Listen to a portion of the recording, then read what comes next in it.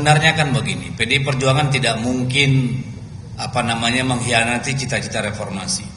Ketika Ibu Megawati memutuskan untuk memisahkan Polri dan TNI, itu berangkat dari kesadaran untuk membangun budaya sipil, sehingga Polri sebagai lembaga sipil yang dipersenjatai itu diberikan kemandirian, independensi untuk menjaga, mengawal, melindungi, melayani masyarakat dan tentu segala aturan perundang-undangan dan konstitusi secara presisi gitu ya.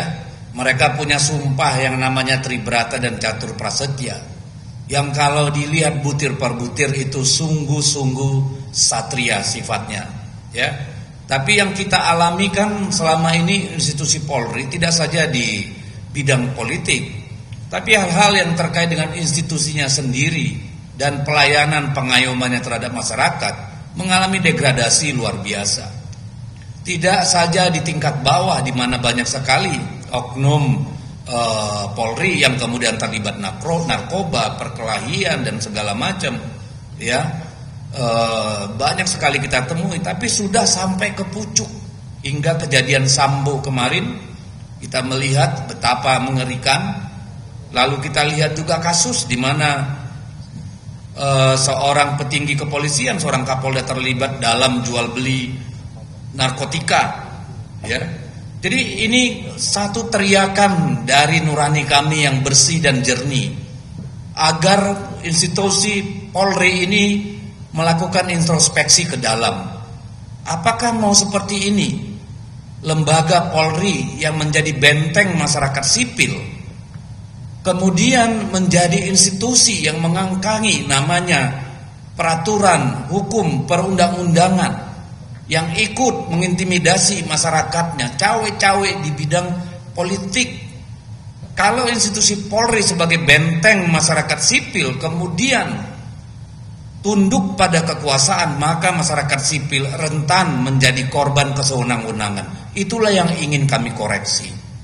Dan itu sejalan dengan dukungan yang kami terima dari masyarakat luas, baik dari insan bayangkari negara sendiri, Polri, yang berkomunikasi dengan kami, baik itu masih aktif maupun pensiunan, bahkan dari TNI, semua kelompok masyarakat sipil, intelektual, politisi, semua merasakan kebutuhan agar Polri melakukan introspeksi ke dalam, memperbaiki diri. Sebagai benteng konstitusi, benteng masyarakat sipil, Polri harus berbenah. Polri harus mengevaluasi diri. Itu yang kami ingin sampaikan.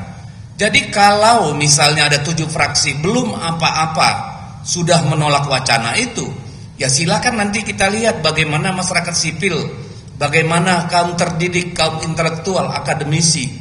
Sebab ini bukan soal politik. Soal institusi Polri yang profesional dan presisi, itu soal kebudayaan sipil kita, soal budaya sipil. Ya, jadi kalau budaya sipilnya rusak, maka demokrasi akan berjalan mundur. Itulah kepentingannya.